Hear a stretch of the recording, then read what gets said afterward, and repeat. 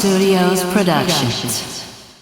Welcome back to the second installment of Laur Studios podcast featuring the Silver Beats. We will be focusing on Long Way Home today.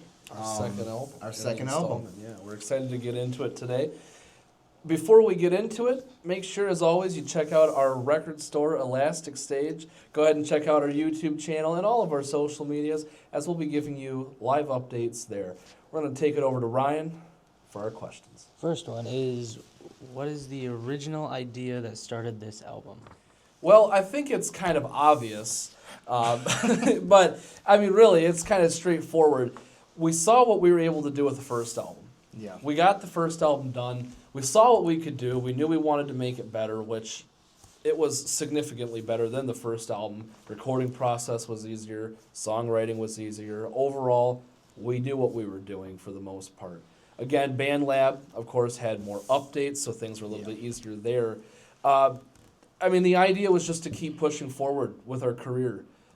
We had a first album. If we have one album, we should write a second one. I think that's kind of what all artists do, really. Yeah. And so we just kind of atypical. We had an album. Why not do it again? Just a little bit better this next time. And I would say that's probably about it for that. What was Yeah. it? I mean, we did an album. We had a couple songs left over we didn't use. Right. And why just let them sit and collect dust when we can just make Might as well another album? just, So. you know. And I think the other big thing was we realized that we were actually doing something. Yeah. We weren't just a one-and-done album. We knew that we were going to keep making music. We actually were starting to become a band. So I think that was a big thing, was we realized we were actually going to be doing this. And going on to the second question, back to Ryan. Why the name for this album? So, if I may. Yeah, absolutely. So, obviously, we have a song called Long Way Home, and that is the title. So, when I was writing the song, we didn't really anticipate having, like, a main song for the album. Right. But he had listened to it. He thought it was a good song. So, we kind of followed in what our idols did, which is a self-titled album, which obviously we couldn't do. We didn't at the time want to do a Silver Beats, so we just took one of the tracks that we thought was the best track at the time, and that was the title for it. So at the time, we were listening to a lot of the Beatles and really getting into their earlier music. And so you can actually hear a lot of their inspiration on this album. I think we are aware that our earlier music was heavily early Beatles music inspired. And so even with the way the structure of the album is set up, it falls pretty similar to some of their earlier albums. And so that's kind of where we decided on, well, let's pick the main song, so to speak, and we'll just title it after that, which of course we did later on. Which song came together the fastest and which gave you the most trouble?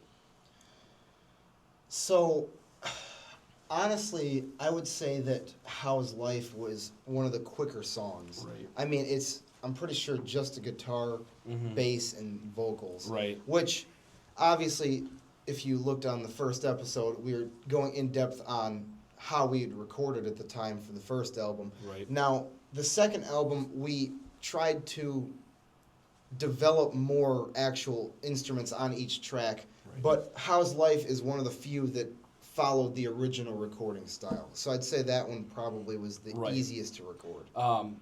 I guess kind of going off of that, another one we could talk about is Take One. It wasn't originally recorded for the album. Exactly. It was actually the very first organ and keyboard track that you and I had recorded at all. Yeah. It was the very first keyed instrument that we had played and recorded. It was originally close to 15-minute track. Yeah. And we just started playing. It's right after we figured out his organ, which you can see on our website under the Instruments tab. So another easy one that we would talk about, in a way, is Take One. It wasn't originally recorded for this album. It was the first keyed instrument track that we had recorded, which it was a complete accident. We were figuring out how to use our first organ that you had purchased at a garage sale, was it not? Yeah, for $5. So, for $5. $5 for a new organ. And it was great. It's a Laur, a Genie, and it works beautifully still. And so what we were kind of messing around and figuring out how the organ worked. we just clicked record, and it was about a 15-minute track. Yeah. So I think just shy. Yeah, Of it. and it did great. Obviously, we trimmed it down quite a bit for the album, but I mean that's a pretty easy one. It was an accidental track, but that is another easy one. Moving on to the ones that were the most trouble, which is fairly difficult.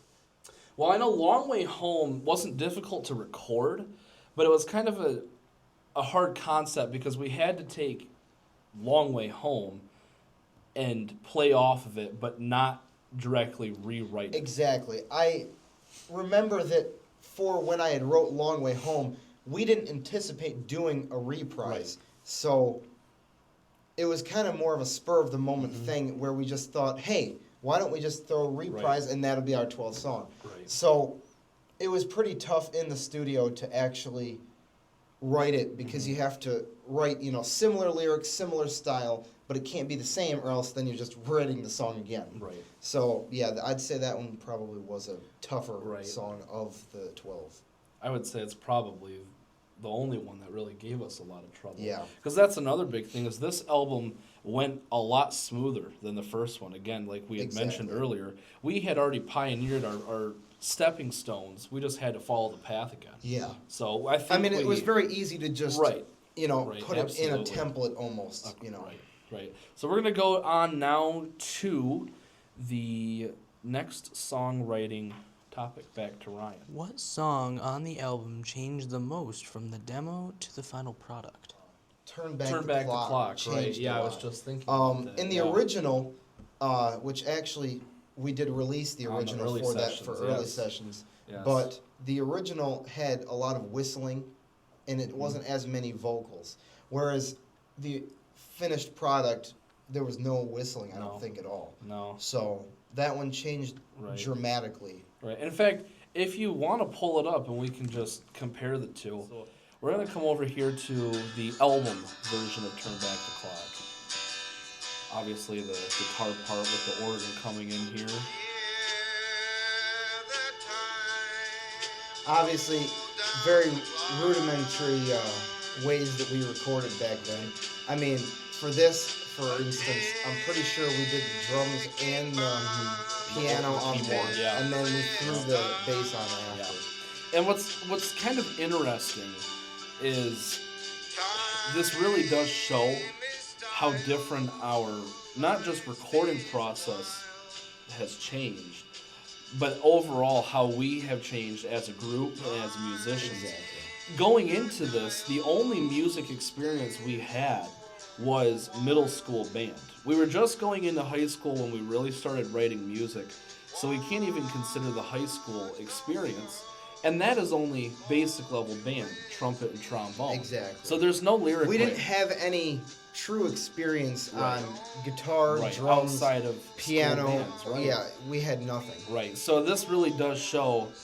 You just hear it's real steady and real. It has several layers to it. Whereas if we compare it to the original one, we can, I was gonna say it. Yeah, it's a little bit of a slow start, but yeah, you'll notice it's real slowed down.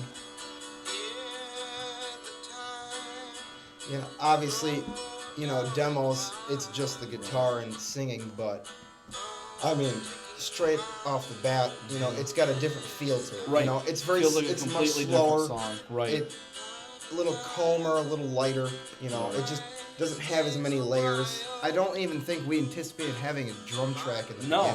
No. Originally, no. There was no drum track planned at all, which it definitely shows how we were now able to create a demo and then change it into a full song. Because that first album, we didn't create demos. It was just we worked on one song until it was done, and once it was done, we never saved anything before the final product. So that was a huge, really kind of a downfall now because we don't have any early content. Yeah. I mean, back then we would have, we'd start on whatever song it is, and we'd work on it for 5 hours and save it, final, and we'd be done. Whereas don't recall exactly, but when I recorded this demo, I think I was actually at your house, but we didn't work on the song and get it until like a week later. Which gives you more time to come up with ideas on what you're actually going to do, or if you want to add anything to it. So continuing on with songwriting, we're going to send it back to Ryan there. What song did you have the most fun writing? Honestly, in my opinion, I'd say Take Two. Yeah. So Take Two and Take One are very close together. So obviously, we said earlier, Take Right. One was just an organ track. Well, when we were coming up with the album, we wanted to put that in and like an alternate version. So we had to, at the time, which was difficult for us, remember how to play it. Right. Right. Because at that time, Had it was so been several, difficult for right, us to do right. it. And then, record it. But we recorded that in one take. I think we enjoyed a little bit was doing Swing It, and not necessarily writing it, but being able Playing. to do live brass, going Yeah. back to those middle school and high school roots of being able to incorporate a trumpet and trombone. Another big thing about that was, prior to, we had no experience on making music on those instruments on the spot. We always Yeah. knew how to read music and play it. So having to kind of create it as we went was kind of an experience for us. Yeah, A little something new. humbling, of course, Oh. but it was something different. And I think we had a little bit of fun with that one too. I know it was pretty late. I think it was around 11 or 12 when we Yeah. tried doing that. So it was a little humbling, but it was definitely an interesting experience. Another one I do remember is Dear Sir. Yes. It was- yes, dear sir. At least 12:30 at night when we had actually started to finish it. And we wanted to do a high vocal part, and at this point, we'd never done it. Right. So we just kind of were like, all right, we'll wing it. And I remember you and me were laughing. We had to re-record it like Yeah, 8 times yeah, because we were yeah. laughing. 'Cause we were just, enjoying it so much, trying to do something Right. new. I think we're gonna move on now to some of the themes and lyrics, and we're gonna send it back to Ryan. Was there a song that felt too rushed to release and did it anyway? I would say, if you don't mind me starting, one of the big ones is the 10th song, Don't You Know? We Yeah. had lyrics and we had a vision for it. We completely changed the vision for it, and we didn't quite have it done when we wanted it to be released. Yeah. As a big thing. It could have been originally, and I'll get into this towards the end of the video here. A lot of our early stuff, in fact, all of our early stuff is gone. So, not being able to hear what we originally had in mind, because we had an original version recorded, Yeah. and it's gone.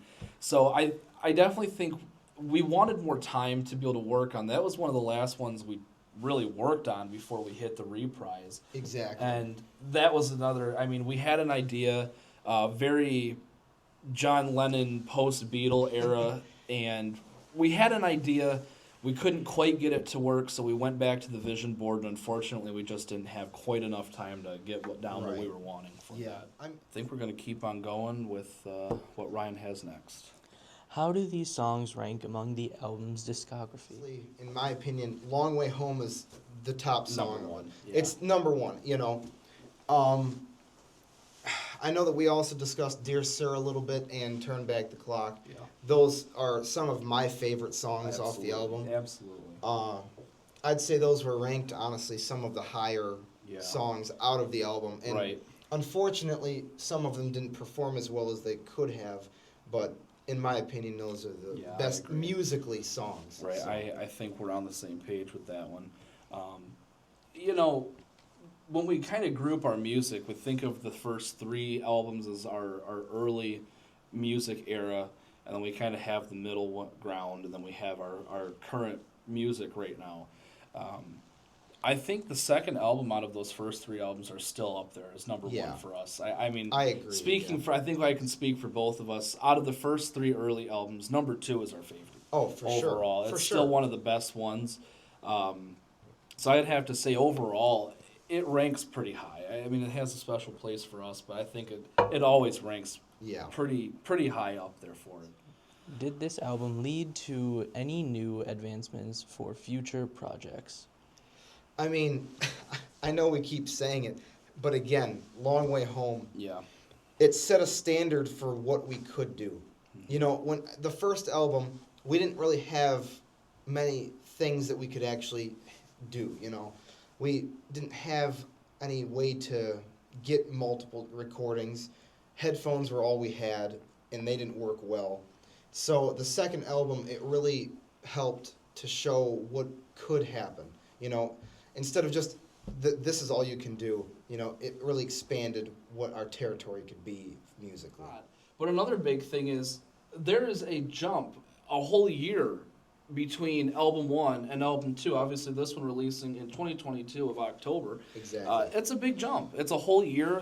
For once, we spend a significant amount of time working on something. Long Way Home being one of the longest we worked on. Yeah. The other big advancement that helped us do was multi-layer the same instrument over itself with different variations. We had Exactly. never thought of that on album 1. That was Yeah. something we never considered. Yeah, we would do one track Right, each. You know, right. you have one guitar part, one bass part, one drum part. You know. Right. And you know, the other big thing is for us, a lot of new musicians, they can go into a professional studio and they have every single piece of equipment and more that you could imagine.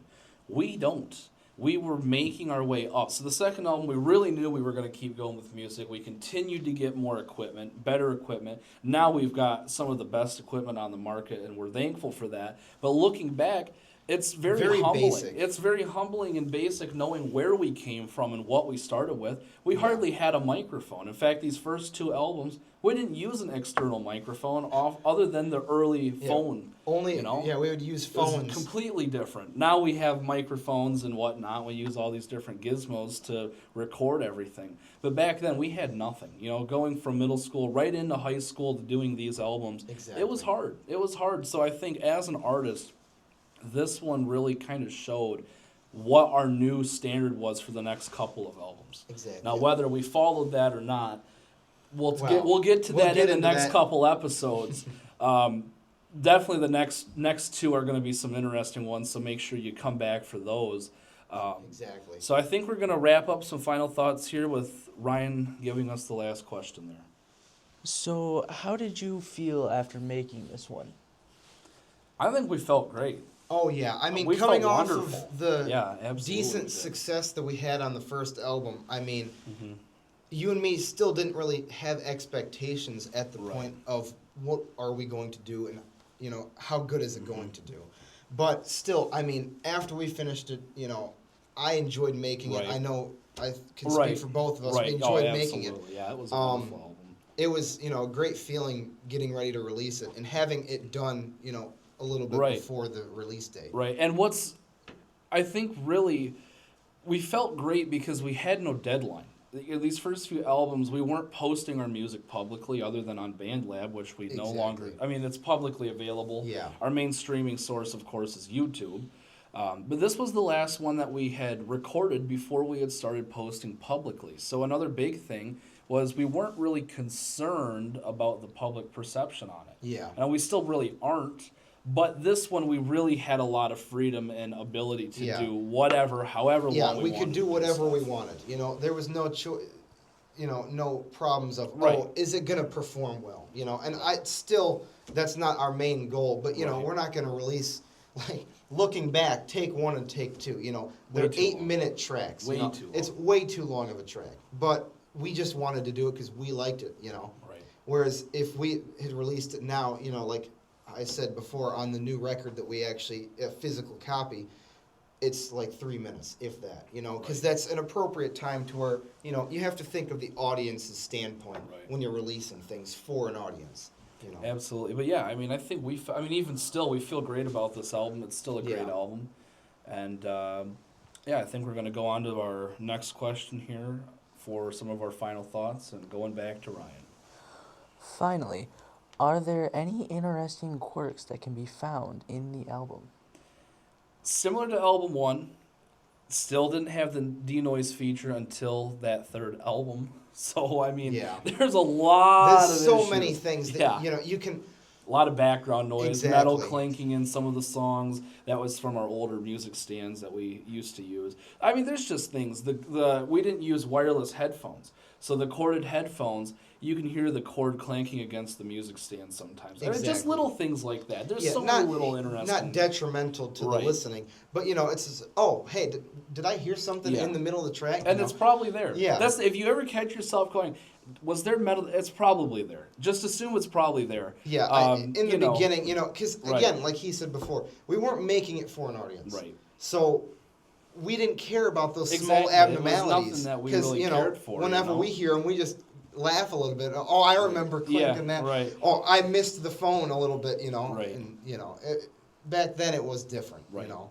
But yeah, I mean, definitely, it's just some really strange things. Just part of the charm of those early albums. Another interesting thing is after this album, we started to do a self-reflection of our next couple projects we wanted to work on. And we sort of focused on our house cleaning. And we looked back at some of our early demos, which I know you and I regret it to this day. It's our biggest regret. It's definitely up there. Next episode, we'll get into some really big regrets on the third album. But it's up there with some of our big regrets because all of our early tracks, from the earliest track of you and I in the shed, writing, not even writing, but figuring out how to play these things. I mean, we had a baritone ukulele that hardly had strings on it. I never had touched a guitar. Very poor guitar. You know, I had never touched a guitar before. Drums made out of fan casings. And Exactly. It was incredible. That was our cymbals. It was incredible. And the big thing is, it's all gone. So it's definitely something that we regret. And this album was the reason we decided to get rid of it. We thought, well, we have so many tracks from these first two albums. If we're going to have a third one, which at the time we were preparing for 14 songs. Obviously, we released 14 songs on that album. We knew there were going to be so many more tracks. So we got rid of all of them.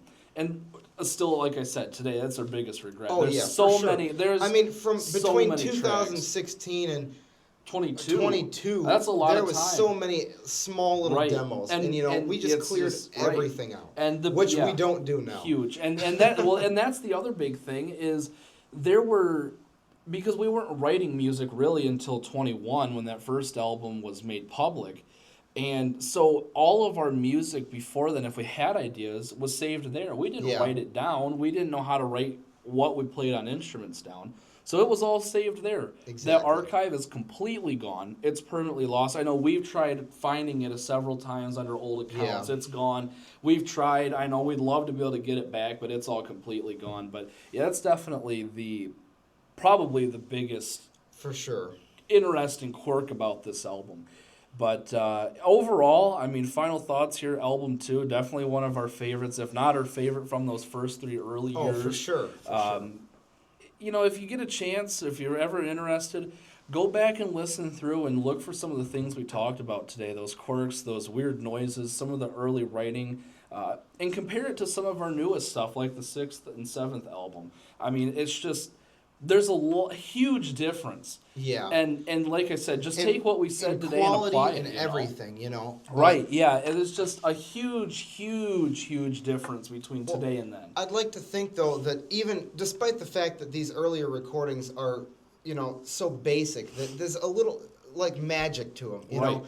Right, you know, a little you bit can of charm, you know. see it, you know, while you're listening, it's just...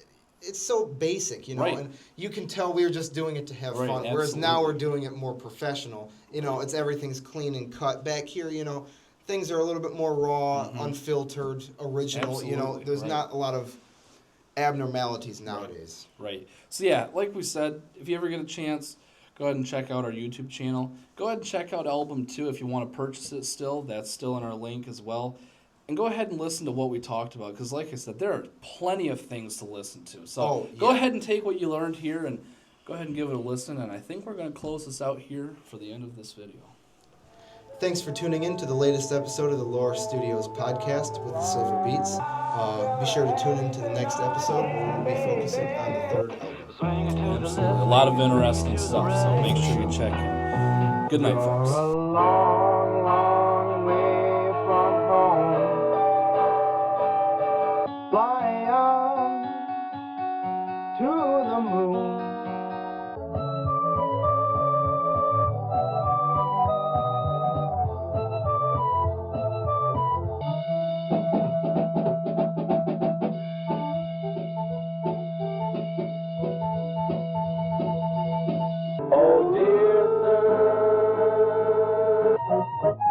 Well,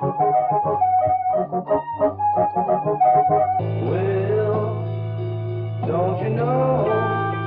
How it's like when you're on your own.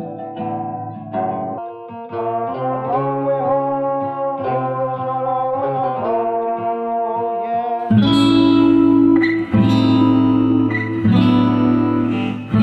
yeah. Laur Studios Productions.